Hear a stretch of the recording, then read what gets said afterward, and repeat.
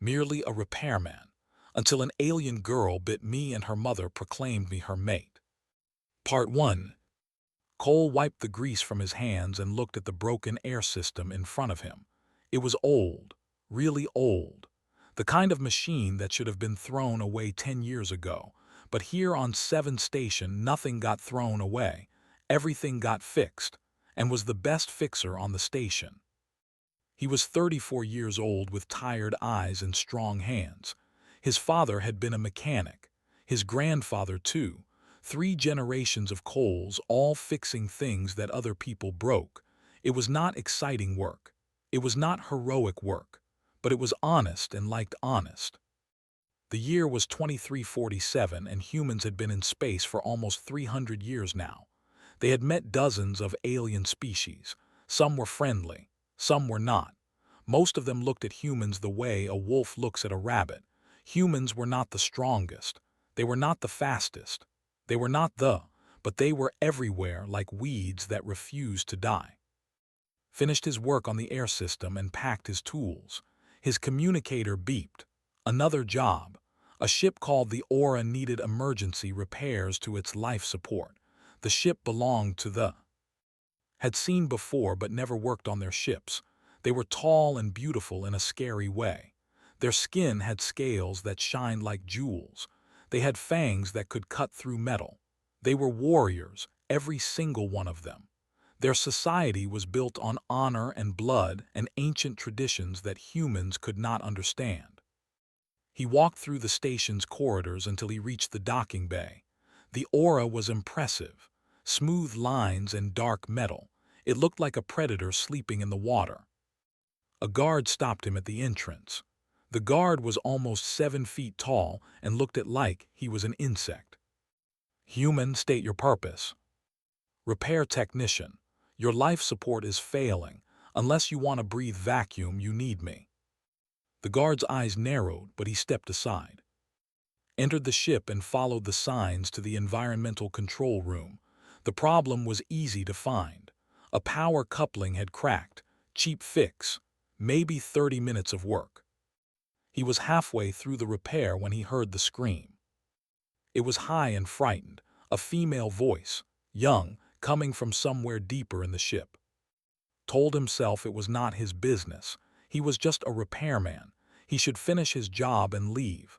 That was the smart thing to do. He grabbed his welding torch and moved toward the sound. The corridor was dark, emergency lights only.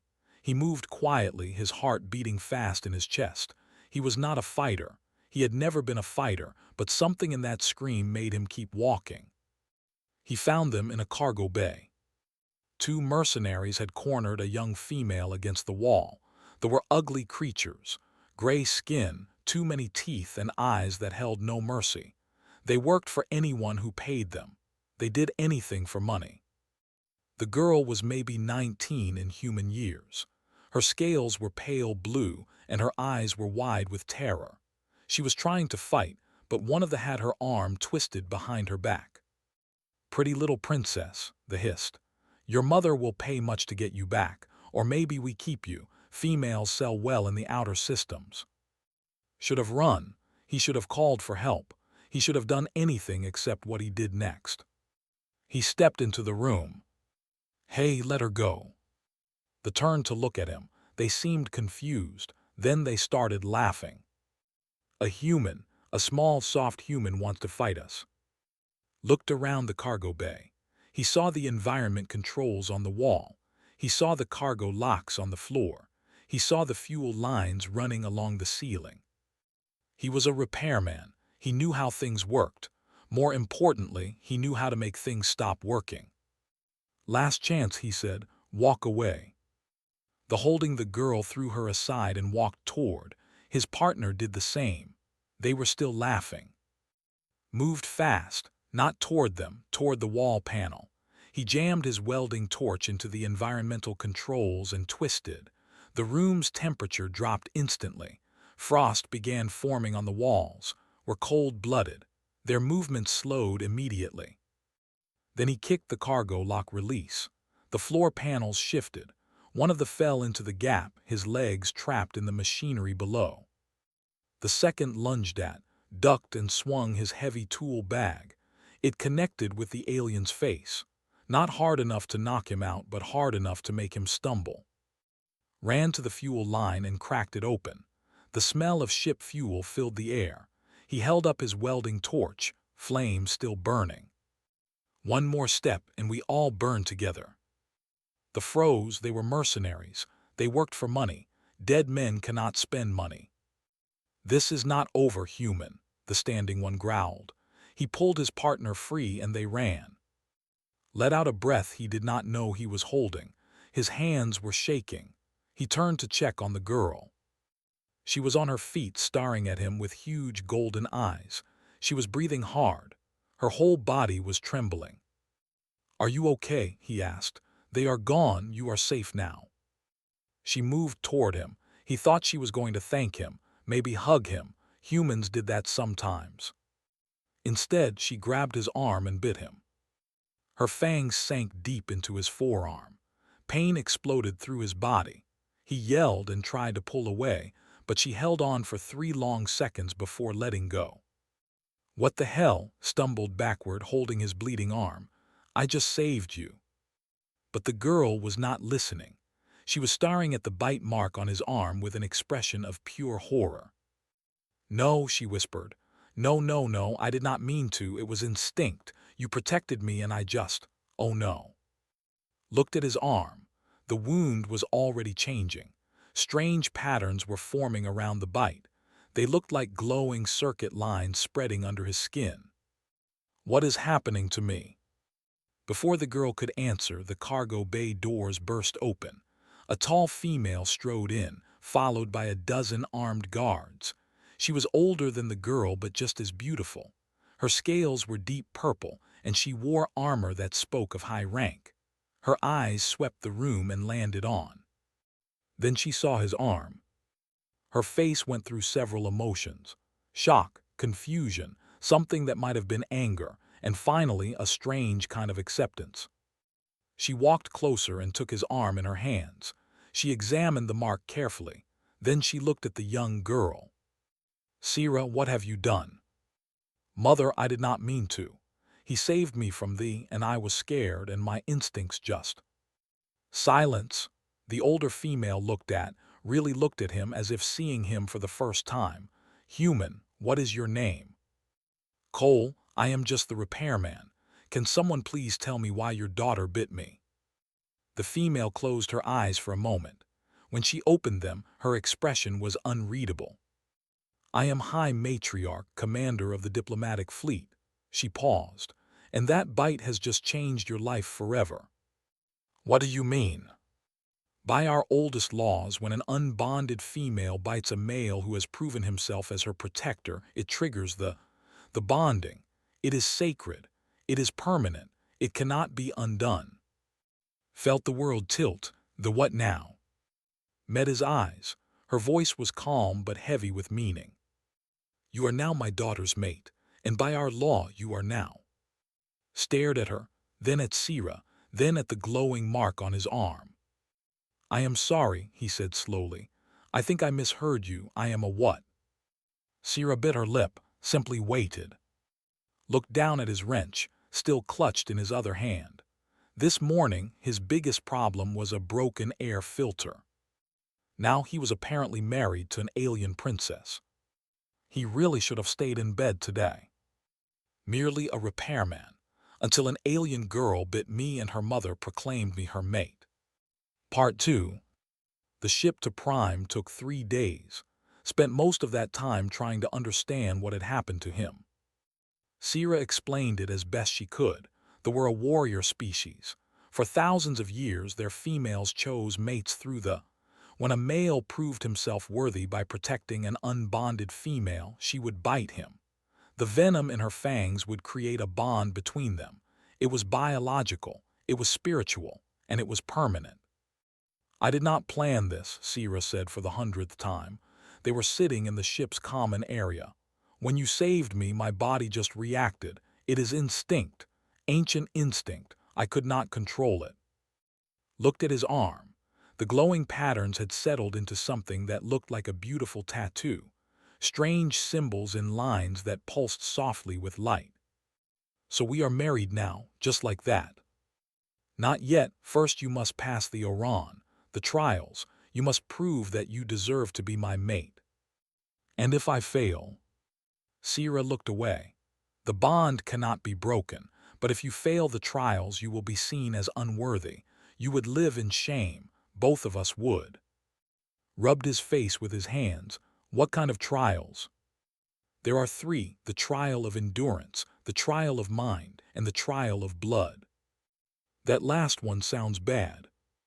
It is combat, single combat against a chosen champion. Laughed. It was not a happy laugh. I am a repairman. I fix broken machines. I have never been in a real fight in my life. Sira finally looked at him again. Her golden eyes were filled with guilt and something else, something softer. I am sorry, Cole. I have ruined your life. He wanted to be angry. He had every right to be angry, but looking at her face, at the fear and shame there, he could not find the anger. It is not your fault, he said. You were scared. I understand, scared. You do not act scared. You ran toward danger to save me, a stranger. Why? Thought about it. I do not know. I heard you scream and my feet just moved. Maybe humans have instincts too. Sira smiled. It was small and uncertain, but it was real. You are strange, Cole. Call me. If we are going to be married, you should probably use my first name. The ship arrived at Prime and got his first look at the. It was beautiful and terrifying. Red skis, purple oceans, and mountains that touched the clouds. The cities were built from dark stone and bright metal, full of towers and bridges that seemed impossible. The welcoming party was not friendly. Hundreds of had gathered to see the human who had bonded with a daughter of the house. They whispered and pointed. Some laughed. Most looked disgusted. One male pushed to the front of the crowd. He was tall even for a, with scales the color of dried blood and eyes full of hate. This, he pointed at, this soft, weak creature has bonded with Sira. This is an insult to our people. Stepped forward. Lord, the bonding was witnessed. It follows the old laws. The old laws were made for warriors, not for this. Walked closer to. He was almost 2 feet taller. Look at him. He would not survive a single day on our world. Said nothing. He just looked up at and waited. Do you even speak, little human, or are you too scared? I speak, said calmly. I am just trying to figure out why you are so angry. The bonding does not affect you. His eyes flashed. Sira was promised to me, a political alliance between our houses. You have stolen what was mine. I was not promised, Sira said sharply. My mother was considering your offer. I never agreed. Silence. Female. The males are talking. Felt something shift inside him. He was not a fighter. He was not brave. But something about the way he spoke to Sira made his blood hot. Where I come from, said quietly, we do not tell people to be silent. We listen to them. Maybe you should try it. The crowd went quiet, stared at like he could not believe what he had heard.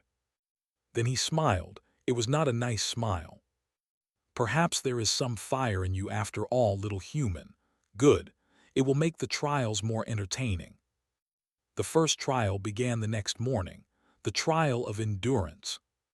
They dropped in the scorched barrens, a desert of red sand and black rock. The temperature was over 40 degrees in the day and below freezing at night. There was no water. There was no food. He had to survive for 3 days. The watched through cameras. They expected him to die within hours. Did not die. He found shade in rock formations during the hottest hours. He collected moisture from the air at night using his shirt as a collector. He found small creatures hiding in the rocks and figured out which ones were safe to eat. It was not easy. By the second day his lips were cracked and his body was weak, but he kept moving, he kept thinking, he kept solving problems. On the third day he walked out of the desert, dehydrated, sunburned, and exhausted, but alive. The observers did not know what to say. This should not have been possible. Humans were soft. Humans were weak. But this human refused to die. The second trial was the trial of mind, a war simulation, had to face champions in strategic combat. He lost the first 2 rounds badly. They were trained from birth for warfare. They knew tactics and strategies that had never heard of. But notice something. They always fought the same way. Honor demanded direct confrontation. They never used tricks. They never exploited weaknesses. Was a repairman. Finding weaknesses was his job. In the 3rd round, he did not fight like a warrior. He fought like an engineer. He targeted supply lines. He caused mechanical failures. He used the environment itself as a weapon. His opponent grew frustrated. She made mistakes. Won. The judges argued for hours. Some said his tactics were dishonorable. Others said the old rules said nothing about how to win, only that winning was required. In the end, they accepted his victory. That night, Sira came to see him. Her eyes were bright with something that looked like wonder. No one has ever won the trial of mind like that. You made General look like a fool. I did not mean to embarrass her. I just wanted to survive. That is what makes it impressive. Sira sat beside him. You do not fight like us. You think differently. It is interesting. Interesting good or interesting bad? She smiled. I have not decided yet. The next morning made his announcement. The final trial was the trial of blood, single combat, and as the offended party, he had the right to choose the champion. He chose himself. Stood in the great hall and looked at the massive warrior who would try to kill him tomorrow. Was bigger, faster, stronger, and trained his entire life for combat. Had a wrench and stubbornness.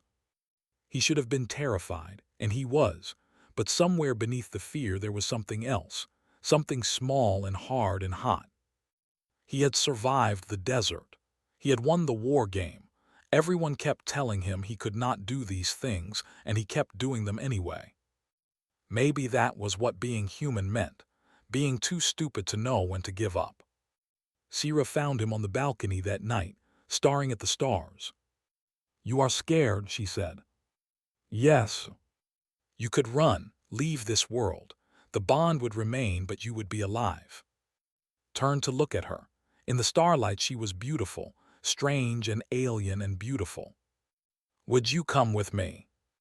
She seemed surprised by the question. I do not know. Then I will not run.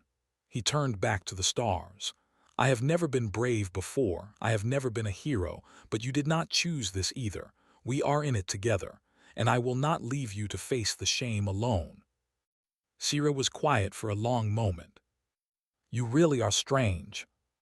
So people keep telling me. She stepped closer and took his hand. Her scales were cool against his skin. Then let us be strange together. Tomorrow, he would face the most dangerous warrior on Prime in single combat. Tonight, he held an alien girl's hand under foreign stars and felt something that might have been hope. Merely a repairman, until an alien girl bit me and her mother proclaimed me her mate. Part 3. The arena was ancient, built from black stone 1,000 years ago. Its walls had seen countless battles, countless deaths. The blood of warriors had soaked into the ground so deeply that the stone itself seemed hungry. 10,000 filled the seats. They had come to watch the human die. Stood at one end of the arena. He wore simple clothes, no armor. The had offered him weapons, but he had refused them all except for one thing, a metal rod heavy and solid, like a very large wrench. At the other end stood. He wore ceremonial armor that gleamed like fire. In his hands he held 2 curved blades. His eyes promised death. High Matriarch stood in the royal box. Her face showed nothing. Beside her, Sira watched with hands clenched tight. The trial of blood will now begin, announced. Her voice carried across the silent arena. The combat continues until one yields or cannot continue. May honor guide your blades. Smiled, "Do not worry, little human. I will make it quick. A small mercy for a creature so far from home." Did not answer. He was watching, studying, the way stood, the way he held his weapons, the small shifts in his weight. Attacked. He was fast, impossibly fast. His blade cut through the air where had been standing a moment before, barely moved in time. He felt the wind of the blade against his cheek. He rolled away and came up running. Another blade whistled past his ear. The crowd laughed. The human was running. Of course he was running. What else could he do? Kept moving. He circled the arena. He dodged. He ducked. He let chase him. "Stand and fight, coward," roared. "Face me like a warrior." Said nothing. He was counting steps, his breathing, the rhythm of his attacks. Lunged again. This time did not run. He stepped to the side just barely and swung his metal rod. It connected with his wrist. The crack was loud, hissed in pain. One of his blades clattered to the ground. The crowd went silent. Had landed a hit. The weak human had actually hit Lord. His eyes burned with rage. He switched his remaining blade to his other hand and attacked with new fury. No more playing, no more mercy. The next few minutes were brutal. Landed blow after blow. His blade cut across the arm, across the chest, across the leg. Blood soaked through his clothes. Pain screamed through his body. But did not fall. Every time knocked him down, he got back up. Every time the crowd thought it was over, found his feet again. Was breathing hard now, confusion mixed with his anger. "Why will you not stay down? You are beaten. You are broken. Just yield." Spat blood onto the stone floor. "No. No, you can barely stand." "I can stand enough." Attacked, it was not pretty. It was not skilled. He swung his rod with everything he had left. Blocked easily and kicked in the chest. Flew backward and hit the arena wall hard. Something cracked. A rib maybe, maybe more than one. He lay there staring at the red sky above. His body begged him to stop. Every part of him was screaming in pain. He thought about his life before this, his quiet shop, his simple repairs, his small, safe world. He thought about Sira, her golden eyes, her small, uncertain smile, the way she had held his hand under the stars. He got back up. The crowd had stopped laughing. They watched in silence as this broken human dragged himself to his feet once more. Stared at him. "What are you?" "I am Cole." He raised his rod with shaking hands. "And I am not done." Roared and charged. He was faster, he was stronger. He should have ended it with one strike. But he was also tired, and angry, and frustrated that this impossible creature would not just die like he was supposed to. His strike was sloppy, just a little, just enough. Ducked under the blade and drove his shoulder into his chest. They both went down, landed on top. He brought his rod down hard on his remaining hand. Another crack, the second blade fell free. Pressed his rod against throat. "Yield." His answer was a headbutt that sent flying. He scrambled for his blades. They faced each other again, both bleeding, both exhausted, both refusing to quit. In the royal box leaned forward. She had seen thousands of battles. She had never seen anything like this. Sira was crying, not from sadness, from something else, something she could not name. The fight continued. Landed more hits, went down again and again, but each time impossibly he rose. The crowd began to whisper. This was not normal. This was not how soft species behaved. Humans were supposed to be weak. They were supposed to break. But Cole did not break. He could barely see now. Blood ran into his eyes. His body moved on instinct alone, but somewhere deep inside him, something burned that refused to go out. Swung again, caught the blade on his rod. The impact sent shockwaves through his broken body, but he held. Hal gasped, "How are you still standing?" Looked at him through swollen eyes.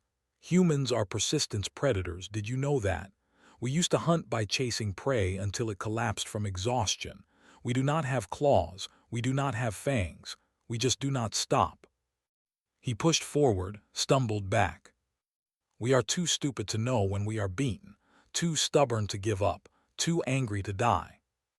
Another push, fell to one knee. You wanted to know what I am. I am human, and we do not quit. Swung his rod one final time. It connected with his temple. The great warrior fell. He tried to rise. His body would not obey. He tried again, failed. Lord champion of his house lay on the arena floor, unable to continue. Stood over him, barely. His legs trembled, his vision blurred, but he stood. Yield, he said again. Looked up at him. His eyes were full of something new, not hate, not anger. Fear. I yield. The arena exploded with sound. Not cheers, not yet just noise, confusion, disbelief. The human had won. The soft, weak, pathetic human had defeated one of the greatest warriors on Prime. Looked at the crowd, looked at the thousands of staring at him with new eyes. Then his legs finally gave out. Sira reached him before he hit the ground. She caught him in her arms and held him tight. You idiot, she whispered. Her tears fell on his bloody face. You magnificent, stubborn idiot. Did I win? His voice was barely a whisper. Yes, yes, you won. Smiled, it hurt to smile, everything hurt, but he smiled anyway. Good, because I do not think I can do that again. Descended from the royal box. The crowd parted for her. She walked to where her daughter held the broken human. She looked at for a long moment, at his wounds, at his determination, at the fire that still burned in his eyes even now. Then, for the first time in many years, High Matriarch bowed her head to another being. You have proven yourself, Cole. By our laws and by your blood you are. The crowd erupted. This time there were cheers, not many but some, a beginning. Tried to respond, but darkness was pulling at him. The pain was too much, the exhaustion too deep. The last thing he saw before unconsciousness took him was Sira's face, her golden eyes full of tears. Her lips forming words he could not hear. But somehow he knew what they meant. He was home. Merely a repairman, until an alien girl bit me and her mother proclaimed me her mate. Part 4. Woke up 3 days later in a healing chamber. His body was covered in bandages and strange medical devices. Everything hurt, but it was a distant hurt. Whatever medicine they were giving him was strong. Sira was asleep in a chair beside his bed. She looked exhausted, like she had not left his side the entire time. He watched her for a while. Her scales caught the light from the machines around him. She was beautiful, strange and alien, and the thought still felt unreal. She stirred and opened her eyes. When she saw him awake, her whole face changed. She grabbed his hand. You are awake. The healers were not sure if you would. I mean, your injuries were. Bad, he tried to laugh, but it came out as a cough. I figured, everything hurts. You had 7 broken ribs, a cracked skull, internal bleeding. The healers said they had never seen anyone survive such damage. She paused. They also said they had never seen anyone keep fighting with such damage. Humans are stubborn. You are more than stubborn. You are impossible. The door opened and entered.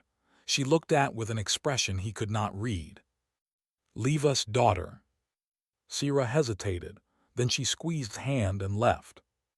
Sat in the chair her daughter had occupied. For a long moment she said nothing. I thought you would die, she finally said. When chose himself as champion, I was certain you would die. Part of me thought that might be easier. A dead human is simpler than a living one bonded to my daughter. Sorry to disappoint you. You did not disappoint me, Cole. You surprised me. I have led armies.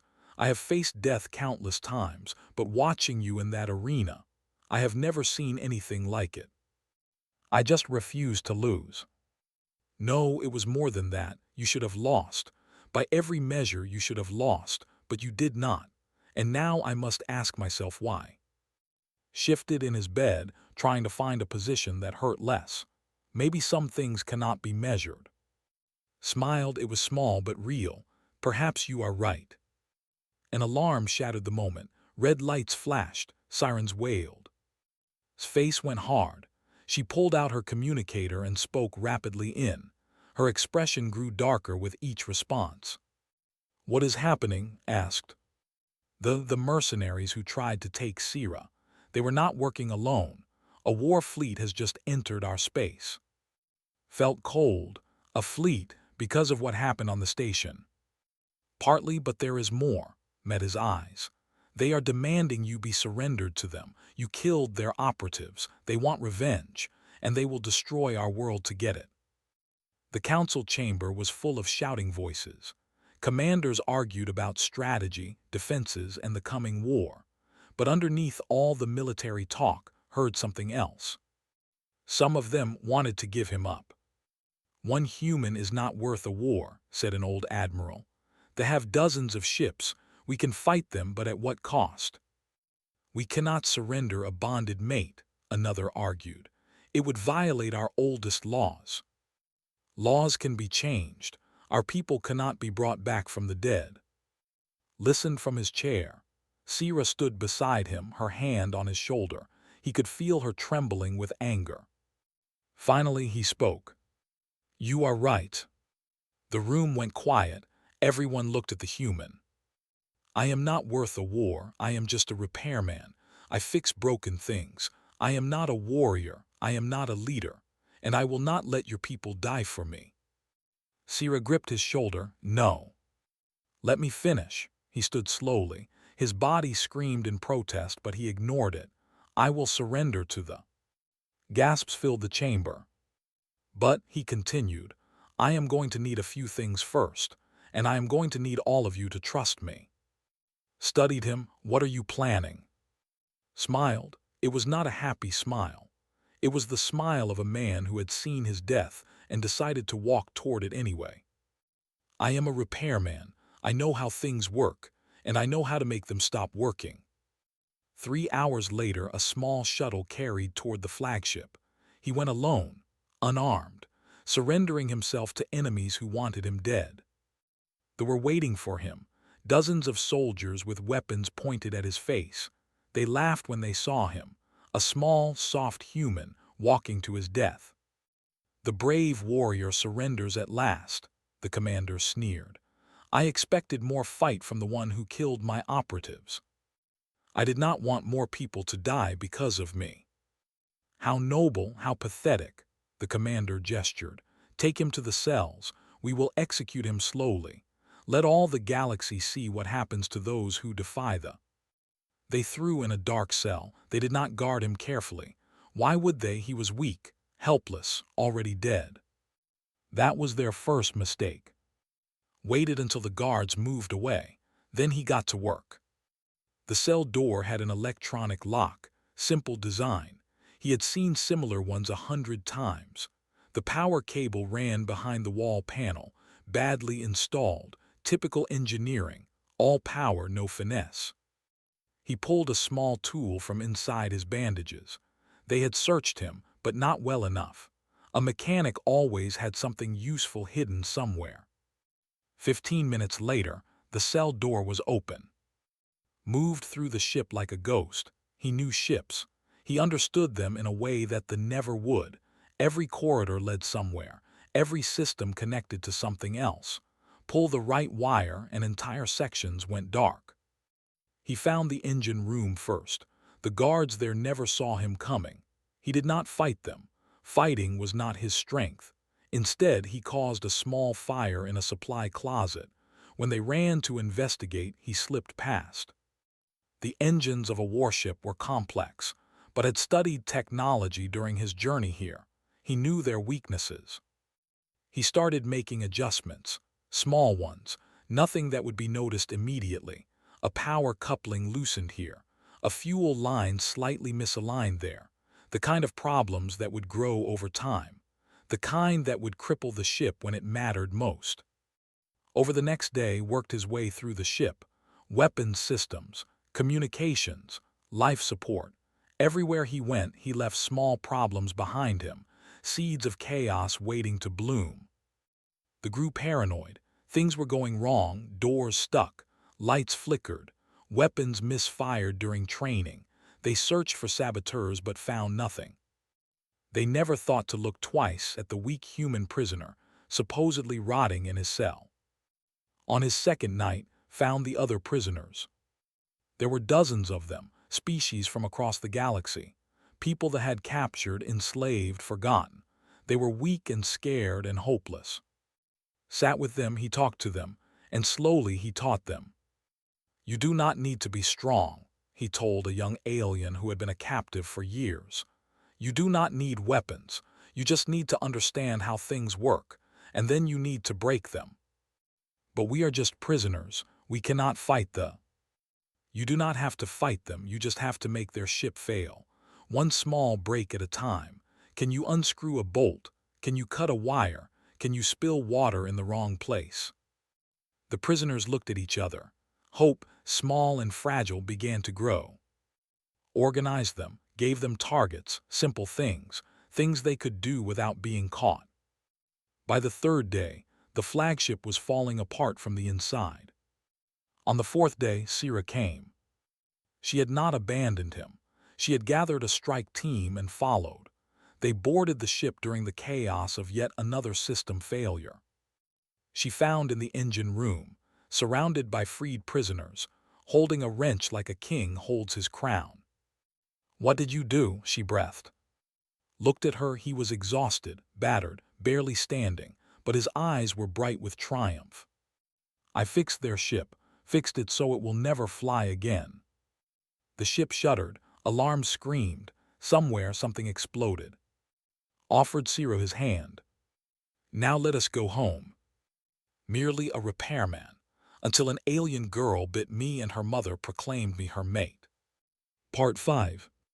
The Battle of Prime would be remembered for generations. The fleet emerged from faster-than-light travel expecting an easy victory. Instead, they found chaos. Their flagship, the mighty Devastator, limped into battle with half its systems failing. Weapons misfired or did not fire at all. Shields flickered and died. The ship that should have led the attack became a liability. The fleet, warned and prepared, struck hard. Watched the battle from the command ship's engineering bay. He was not a pilot, he was not a gunner, but he was exactly where he needed to be. Secondary power coupling is failing in Section 7, a technician reported. Reroute through the auxiliary grid, ordered, and check the cooling system. Those cannons are overheating. The technicians looked at each other. This human was giving them orders. A week ago they would have laughed. Now they obeyed. Throughout the battle, kept the fleet flying. Every time a system failed, he found a solution. Every time a ship should have been destroyed, he figured out how to keep it alive just a little longer. He was not fighting the battle, he was maintaining it. The warriors did the killing, the human kept them in the fight. More ships arrived, the battle grew desperate, they were brave but they were outnumbered. One by one their ships began to fall. His voice came through the communicator. We are losing too many ships, at this rate we cannot win. Stared at the battle display.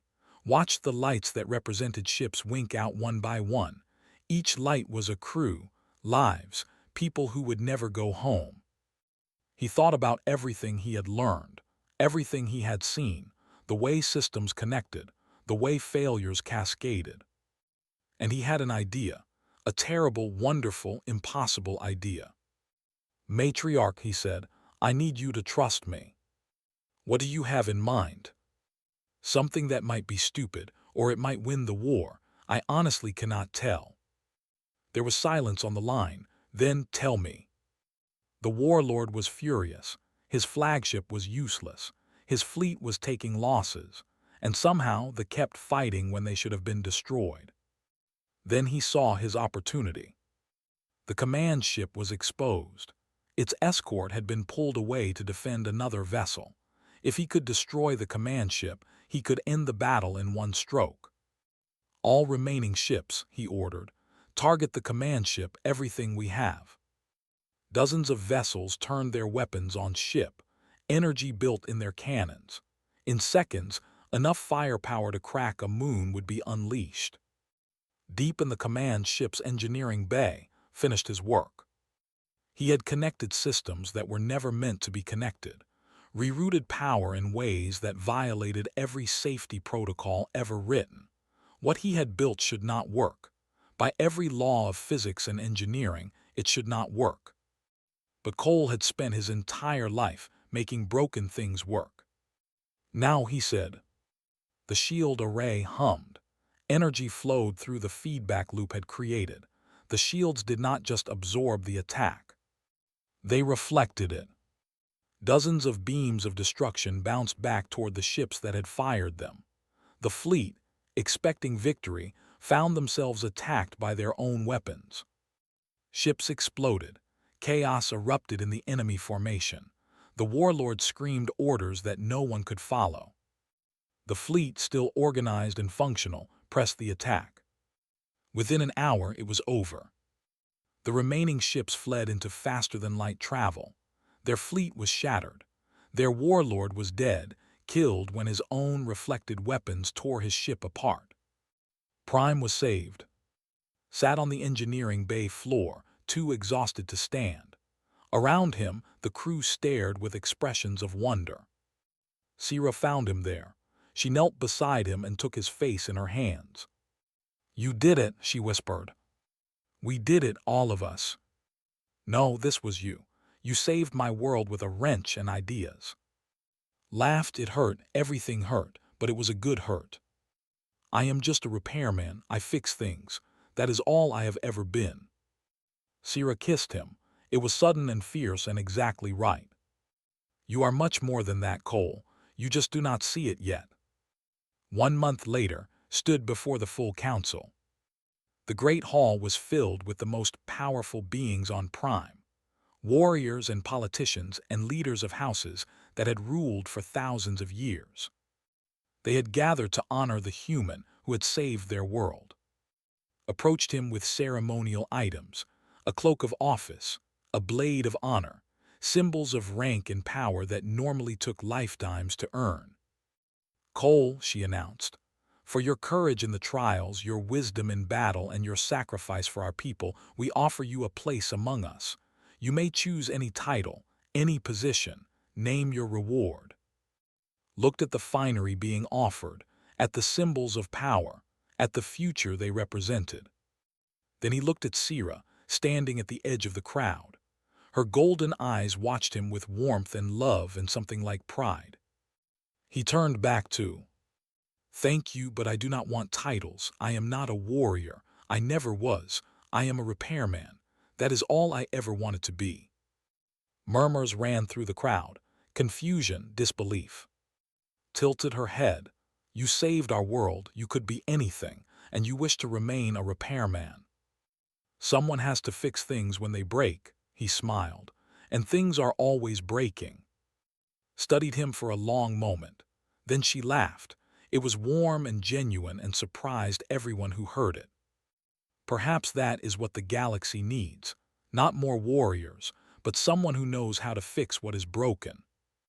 She set aside the ceremonial items and extended her hand instead, a gesture of equals. "Then welcome to Prime, Cole, repairman hero, son of my house." Shook her hand.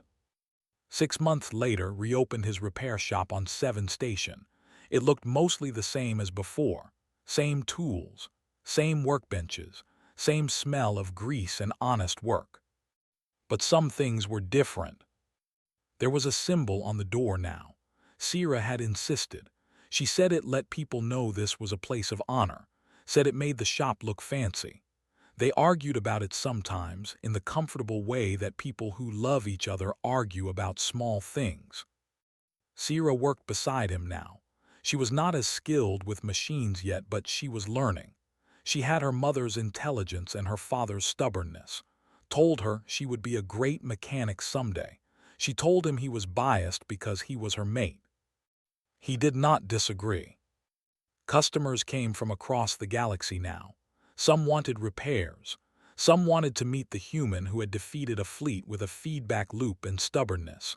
Most wanted both. Treated them all the same, listened to their problems, studied their machines, found solutions. One day, a young alien mechanic came to apply for a job. She was nervous and eager, and reminded of himself 20 years ago. "Why do you want to work here?" he asked. "Because you are famous, because you saved Prime, because everyone says you are the best." Nodded, "Those are nice reasons, but they are wrong reasons." The girl looked confused. "This job is not about being famous. It is not about being a hero. It is about fixing things, understanding how they work, making them better." He handed her a worn tool. It was the same wrench he had carried through the trials, through the battle, through everything. "Learn how things work, everything else follows." The girl took the wrench with reverent hands. Sierra watched from the doorway, her fangs showing in a fond smile. "You know that we'll come back eventually," she said after the girl left. Shrugged, already elbow-deep in a malfunctioning hyperdrive. "Probably. And what will you do then?" He looked up at her, at his alien mate, at the life he had never expected and could not imagine living without. "I will fix that too." Sierra laughed and walked over to join him. She handed him the right tool before he asked for it. She was learning. Outside the shop, the station hummed with life. Ships came and went. Species mixed and traded and lived together in the way the galaxy had always done. And in a small repair shop, a human and his mate worked side by side, fixing broken things. Because that was what they did. That was what they would always do. Together,